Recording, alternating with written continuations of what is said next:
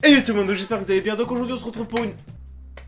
Eh bah dis donc, c'est sympa ici. Oh putain, je l'avais oublié celui-là. Et oui mon gars, t'as cru que t'allais faire une vidéo sans moi? Qu'est-ce que tu fais? Je compte faire un top 5 sur les plus grands psychopathes du monde. Oh, un top sur les psychopathes? Ah, on va regarder ça tout de suite. Évidemment, comme tu te rends compte mon petit gars, moi, t'as une bonne tête de PD toi. Et bah tu sais quoi? Prends un verre d'eau et essaie de dire, je sais pas, par exemple, j'ai une petite bite ou quelque chose dans le genre. Tiens, vas-y, dépêche-toi, je te dis. En tout cas, merci pour la phrase qui a été proposée dans les commentaires. Évidemment, comme ce mec a beaucoup l'habitude, à mon avis, de sucer, idée, et bah vous vous rendez compte vite que merci pour ta phrase, jeune homme. Et oui, mettre de la bouche dans les gens des gens. Tu sais, mettre de la bouche dans l'intérieur des gens, c'est un peu comme les noyer. Tu les étrangles comme ça et tu leur mets la tête dans l'eau et après ils se retrouvent avec de l'eau plein la bouche.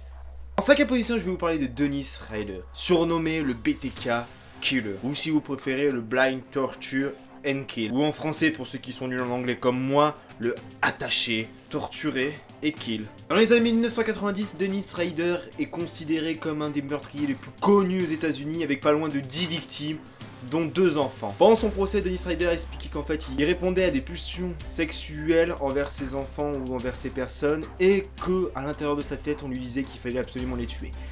Oui, c'est extrêmement bizarre. Ah oui, je connais très bien cet homme. Pourquoi tu connaissais? C'est mon oncle justement. À ton avis, c'est qui lui a trouvé ce petit surnom sympa? Toute la famille, on s'est reconcerté. Ah tonton, c'est lui qui m'a appris tout ce que je sais maintenant.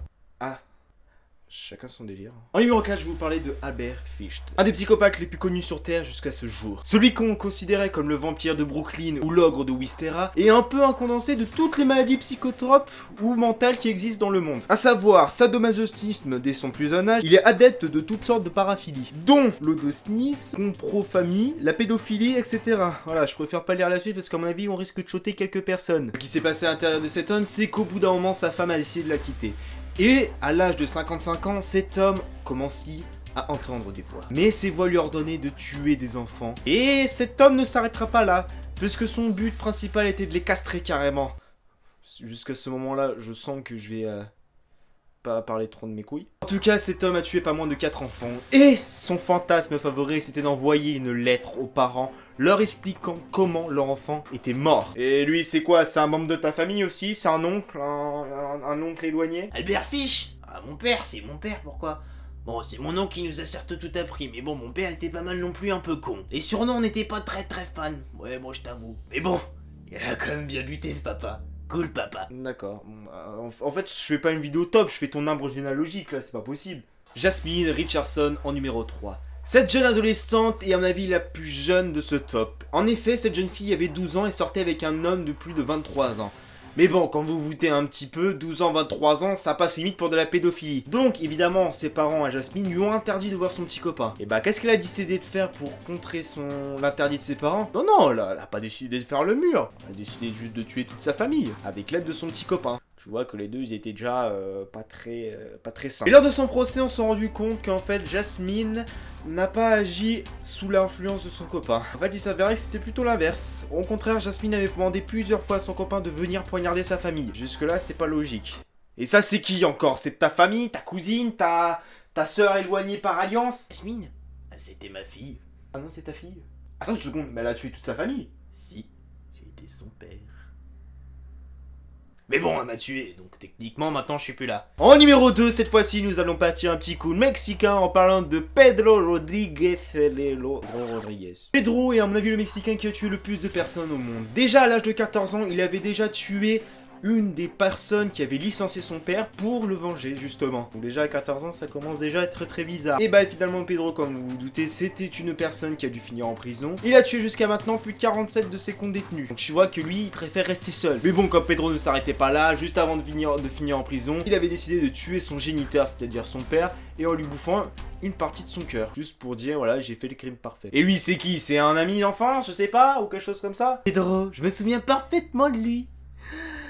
Ah, il était si beau, ce jeune homme.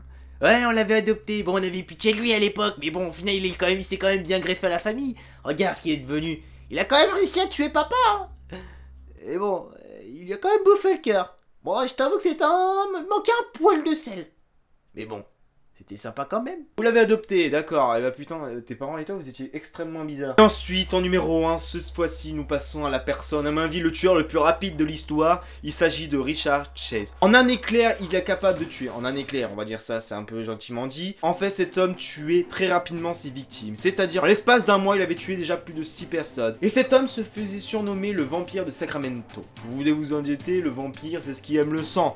Oui, cet homme s'amusait à boire le sang de ses victimes. En effet, d'après ce que je lis, le petit Richard était pyromane, hypochondriaque, paranoïaque, alcoolique. Attends, petit alcoolique? Ah ouais, déjà, c'est commençait déjà à être tendax. Et son kiff, c'était de faire mal aux petits animaux. Il s'injectait du sang de lapin, buvait de sang du moineau.